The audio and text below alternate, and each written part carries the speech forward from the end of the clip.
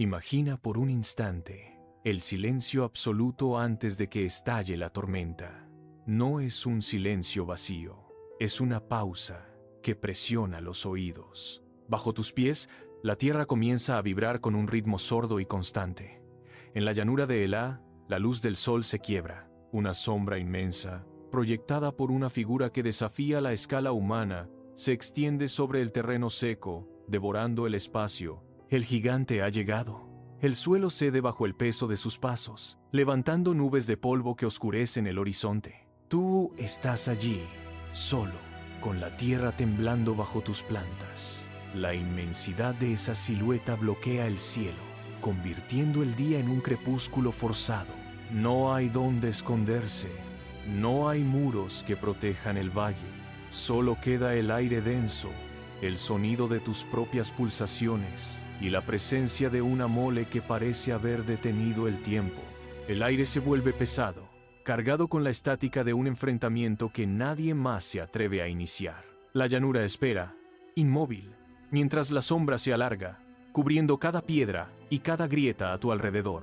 En ese instante, el miedo no es solo una idea, es una respuesta física. Tus rodillas flaquean, la garganta se cierra y el aire parece negarse a entrar en tus pulmones. ¿Qué es lo que realmente sostiene a un hombre cuando el terror intenta paralizarlo? ¿Es la fuerza de los músculos o algo mucho más profundo? Muchos creen que la valentía es la ausencia total de miedo, pero la realidad es distinta. La valentía es el acto de avanzar incluso cuando el cuerpo entero grita que retrocedas. Cuando el peligro se vuelve tangible, la mente busca desesperadamente un punto de apoyo. Algunos se aferran a la lógica, otros a la desesperación. Pero hay una tercera vía. Explorar esta historia no es solo recordar un combate antiguo, es diseccionar la naturaleza de la fe frente a lo que parece imposible. La pregunta queda suspendida en el aire. Para comprender el origen de este choque, debemos abandonar el presente y retroceder 3000 años. Viajamos al siglo XI a.C., a una tierra donde las fronteras se trazaban con sangre y hierro. Israel y los filisteos no eran simples vecinos en disputa. Estaban atrapados en una espiral de hostilidad constante. El aire en la región de la costa estaba cargado de una tensión que no permitía treguas. Los filisteos no operaban como una milicia improvisada. Eran una potencia tecnológica y militar que dominaba el arte de la guerra. Mientras las tribus de Israel dependían de herramientas agrícolas y tácticas de guerrilla, los filisteos habían perfeccionado la metalurgia. Sus talleres producían armas con una precisión que dejaba obsoletas las lanzas de madera. Cada incursión filistea era una demostración de superioridad técnica, diseñada para doblegar la voluntad de sus adversarios. El conflicto no era solo por territorio, era el choque inevitable entre un pueblo que luchaba por su supervivencia y una maquinaria de guerra. En el centro de esta maquinaria de guerra filistea, una figura dominaba el horizonte. Goliat no era solo un hombre, era una fortaleza de bronce en movimiento. Con casi 3 metros de altura, su presencia bloqueaba la luz sobre la llanura de Elá. Cada uno de sus pasos hacía vibrar la tierra bajo los pies de los soldados israelitas. Su armadura, forjada con láminas de metal superpuestas, reflejaba el sol con una intensidad cegadora, convirtiéndolo en un objetivo imposible de alcanzar. La lanza que sostenía en su mano derecha no era una herramienta de combate común. Su punta pesaba más que cualquier espada que un soldado promedio pudiera levantar. Los arqueólogos modernos han desenterrado evidencias que confirman la existencia de guerreros de esta envergadura física en la región. Estos hallazgos eliminan cualquier rastro de mito, dejando claro que el peligro era real, tangible y aterrador. Goliat no era una metáfora de la derrota, era una realidad física. Su sola presencia en el campo de batalla obligaba a los defensores a bajar la mirada, pues el peso de su armamento y la escala de su cuerpo desafiaban las leyes de la física. Ante tal despliegue de poder, el silencio se apoderaba de las filas israelitas, marcando la diferencia entre un ejército y un grupo de hombres esperando el impacto. Mientras el miedo se extendía por el campamento, lejos de la línea de fuego, otro joven ocupaba su tiempo. David, El menor de 8 hermanos vivía en la soledad de los campos de Belén. Sus hermanos mayores se integraban en las filas, aprendiendo el manejo de la espada, el despliegue de formaciones y el ritmo de las marchas militares. Ellos buscaban la maestría en el combate cuerpo a cuerpo, perfeccionando el uso de escudos y lanzas bajo el mando de los capitanes. David, en cambio, recorría las colinas en silencio. Su entrenamiento no ocurría en un patio de armas, sino en la inmensidad de los pastizales. Pasaba horas observando los movimientos del ganado, detectando cambios en el viento y escuchando el crujido de la hierba ante el menor peligro. Su única herramienta era una honda, un instrumento que dominaba con una precisión quirúrgica tras años de práctica constante. Mientras sus hermanos se preparaban para la fuerza bruta de la guerra, David aprendía a confiar en una dirección invisible. En el campamento israelita, el aire se vuelve denso. El rey Saúl permanece inmóvil detrás de su escudo, con las manos apretando el borde del metal hasta que los nudillos se tornan blancos. Sus soldados imitan el gesto, agachando la cabeza ante cada rugido que proviene del gigante. El miedo no es una idea. Es un temblor físico que recorre las filas. David llega al frente y se detiene. Sus ojos no se fijan en la lanza ni en la altura del adversario. Él observa la escena con una calma que rompe el ritmo del pánico circundante. Mientras los veteranos cuentan los riesgos de la derrota, David identifica la verdadera naturaleza del conflicto. Para él, el gigante no es un invencible guerrero de bronce, sino un hombre que ha cometido el error de desafiar al Dios vivo. En ese instante, el eje de la batalla se desplaza. Ya no se trata de una cuestión de alcance de armas o de resistencia física. La atención se traslada al terreno de la lealtad y la convicción. David da un paso al frente, dejando atrás la parálisis de quienes lo rodean. La guerra ha dejado de ser un choque de fuerzas materiales para convertirse en una confrontación de voluntades espirituales. David baja la mano hacia su costado. Sus dedos rozan el cuero gastado de la honda. Para los soldados que observan, es un trozo de cuerda sin valor, un juguete inútil frente a la mole de bronce que bloquea el horizonte. Pero para David, ese objeto es la extensión misma de su brazo. La honda no nació en un taller de armas, sino en el silencio de las laderas. Cada vez que un depredador acechaba a las ovejas, el joven pastor tensaba el cuero, giraba el brazo y soltaba el proyectil con una precisión que no admite errores. Él conoce la resistencia del aire y el peso exacto de la piedra en su palma. No es un arma que se empuña por primera vez. Al sostenerla ahora, David no siente el peso del metal, sino la seguridad de una destreza probada en la oscuridad.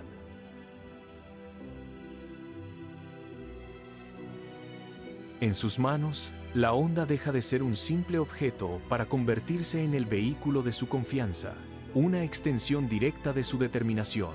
David se aparta de la línea de combate y camina hacia el lecho seco del arroyo. El murmullo del agua apenas se escucha bajo el estruendo de los gritos del gigante. Él se arrodilla en la orilla, donde la grava está pulida por siglos de corriente. Sus dedos se hunden en el lecho, buscando texturas específicas. Encuentra la primera piedra, la levanta y la examina. Es lisa, fría, con el peso justo. Al guardarla en su zurrón, David no está reuniendo munición al azar. Está seleccionando un recuerdo. Recuerda la noche en que un león se acercó al redil. Recuerda el sonido de la piedra silbando en el aire y el impacto que salvó a su oveja más débil. Toma la segunda piedra, luego la tercera. Cada una es un testimonio de una batalla ganada en la penumbra, lejos de los ojos de cualquier rey. La cuarta piedra entra en su bolsa, evocando el enfrentamiento contra un oso que amenazaba su rebaño. Con la quinta piedra, David cierra el puño y se pone en pie. No hay improvisación en su movimiento. La selección ha terminado. Mientras camina de regreso hacia el campo de batalla, el joven pastor siente el peso de las 5 piedras contra su costado. No son solo rocas, son la evidencia acumulada de que la protección que recibió en la soledad del campo es la misma que lo sostendrá ahora.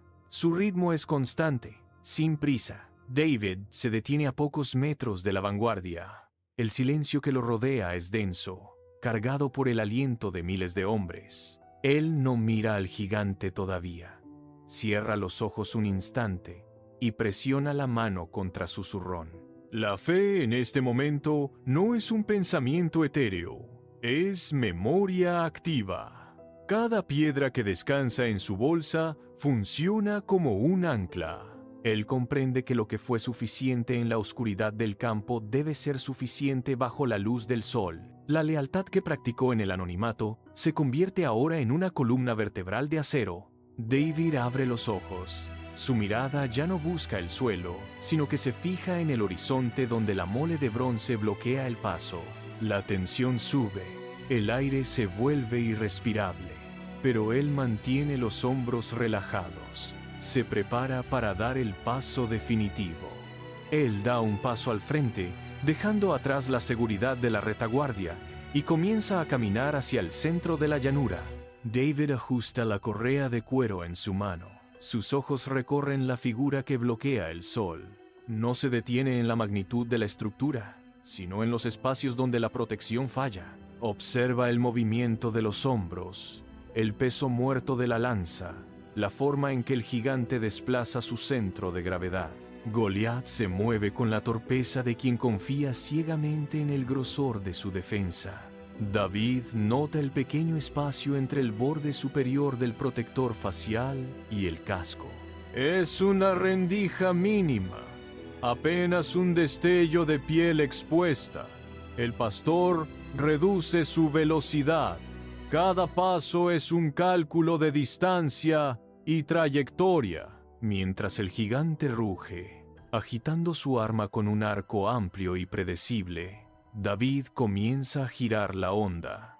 El cuero silba, un sonido agudo que corta el aire estancado. La estrategia se cristaliza. No habrá choque de metales, no habrá fuerza contra fuerza. El pastor busca la precisión absoluta. David se inclina ligeramente, ajustando su postura para compensar la dirección del viento. La honda acelera. El gigante levanta su lanza. El pastor está listo para soltar. Mientras el pastor acorta la distancia, un murmullo recorre su mente. No es el viento, es la voz de esos gigantes internos que todos cargamos. Esa duda que susurra en el silencio, recordándote que no eres suficiente, que tu esfuerzo es insignificante frente a la magnitud del problema. Es la misma voz que le decía a los soldados en la colina que se quedaran tras sus escudos. David siente el peso de esa sombra psicológica. El miedo no es un enemigo externo. Es una frecuencia que busca sintonizar con tu propia inseguridad para paralizarte. Pero el pastor no se detiene. Él reconoce el susurro y lo separa de la realidad. Cada paso que da sobre la tierra seca es una respuesta a esa mentira. La batalla real ocurre en el espacio entre el pensamiento que te dice que huyas y la voluntad que te obliga a avanzar. David mantiene el ritmo, ignora el ruido de la duda, silencia la narrativa de la derrota y se concentra únicamente en el objetivo. El gigante es solo una manifestación física. David sigue caminando, decidido, transformando la duda en el combustible necesario para su próximo movimiento. David planta los pies con firmeza. La tierra bajo sus talones se comprime.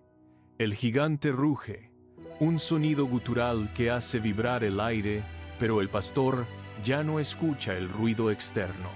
En este instante, el pastor apunta al corazón de la mentira. No es un ataque contra un hombre, es el desmantelamiento de una creencia que ha mantenido a todo un ejército en la parálisis. Su brazo describe un arco perfecto, una extensión de su voluntad. La onda, tensa y vibrante, libera la piedra. El proyectil abandona el cuero con un chasquido seco. El tiempo parece dilatarse. La piedra corta el espacio, una trayectoria calculada no por la vista, sino por una memoria forjada en años de soledad y confianza absoluta. David no lanza con odio, lanza con la certeza de quien cumple un propósito. La piedra vuela, un pequeño punto gris contra el cielo despejado, ganando velocidad en cada milímetro de su recorrido. El gigante, confiado en su masa, no alcanza a reaccionar. El impacto es seco, un sonido sordo que resuena en toda la llanura. La piedra golpea la frente del gigante con una fuerza devastadora. El hueso cede. La inercia del proyectil transfiere toda su energía cinética en un punto minúsculo. El gigante se detiene en seco, como si una mano invisible hubiera cortado su impulso. Sus ojos, antes llenos de desprecio, se vuelven vidriosos. La piedra no solo rompe el cráneo, fractura la ilusión de invencibilidad que mantenía a los filisteos en pie. El gigante oscila. El peso de su cuerpo, antes símbolo de poder, se convierte en su mayor enemigo. Sus rodillas se doblan, incapaces de sostener la masa de músculo y acero. El impacto ha sido quirúrgico, un golpe que atraviesa la arrogancia y llega hasta la raíz del miedo. La frente del gigante se abre y la sangre comienza a brotar, marcando el fin de una era de intimidación. No hay gritos ahora, solo el sonido del metal golpeando la tierra seca. El gigante se desploma hacia adelante, levantando una nube de polvo que envuelve el campo de batalla. La caída es estrepitosa, un estruendo que sacude el suelo bajo los pies de los soldados. El cuerpo del gigante golpea el suelo con un estruendo que silencia el campo. La tierra se sacude. El polvo se eleva en una columna gris, ocultando momentáneamente el rostro de quien fuera el terror de Israel. Los soldados filisteos, situados en la colina opuesta, permanecen inmóviles. Sus lanzas bajan lentamente. El asombro congela sus músculos. La invencibilidad que habían construido se disuelve en el aire. En el lado israelita, el silencio se rompe por un murmullo que crece rápidamente. Los soldados dan un paso al frente. Los capitanes filisteos retroceden. Sus rostros reflejan la confusión. El orden de sus filas se quiebra. David permanece en el centro, con la honda aún en la mano, observando cómo el pánico se apodera de los otros. Los filisteos giran y comienzan la retirada. El campo de batalla cambia de dueño en este instante. El miedo no se desvanece por decreto. Se desmorona cuando la mentira que lo alimenta es destruida. Observa a los soldados israelitas. Sus manos, que antes se aferraban a las empuñaduras con nudillos blancos, se relajan. El agarre se afloja. Las espadas golpean la tierra con un sonido metálico seco y definitivo. Esa parálisis que les impedía respirar, que les cerraba la garganta ante cada insulto del gigante, se rompe en un instante. Es una liberación física. El aire, antes denso y cargado, de una presión asfixiante, parece circular de nuevo. Los hombres que se escondían tras sus escudos ahora se enderezan, estirando los músculos tensos por horas de encogimiento. La verdad ha golpeado el centro de su creencia limitante. Al ver al gigante inmóvil, la imagen de su propia derrota se deshace. Ya no hay un muro infranqueable, solo un cuerpo sobre el polvo.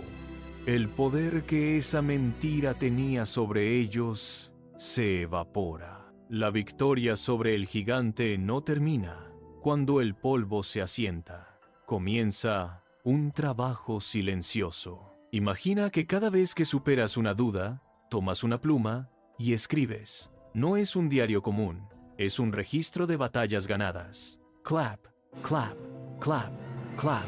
Anota aquel momento en que el miedo te paralizaba y decidiste dar un paso al frente.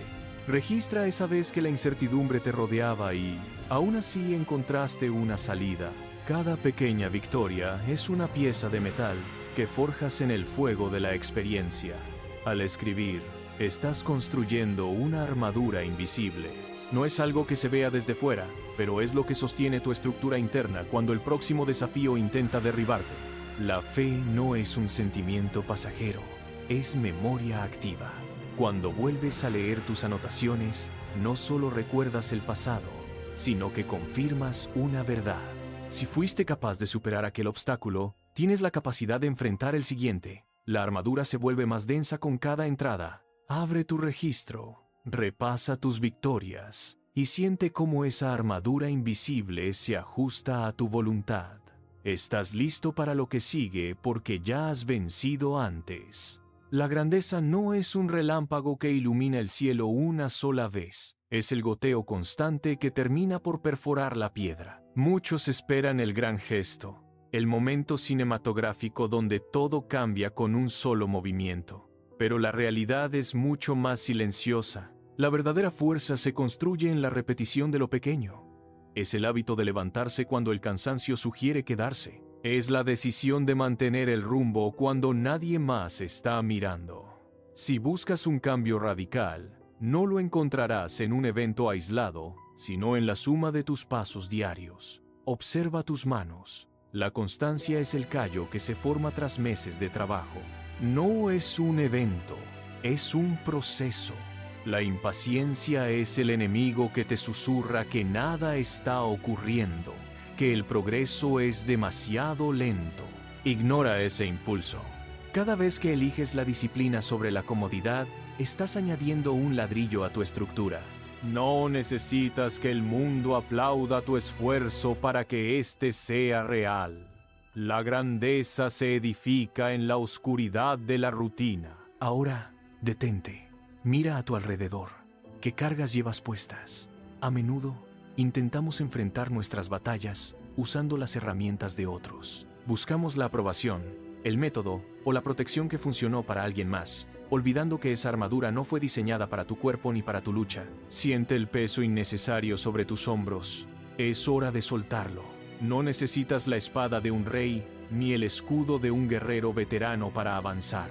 Esas defensas solo te restan agilidad y te ciegan ante tu propia capacidad.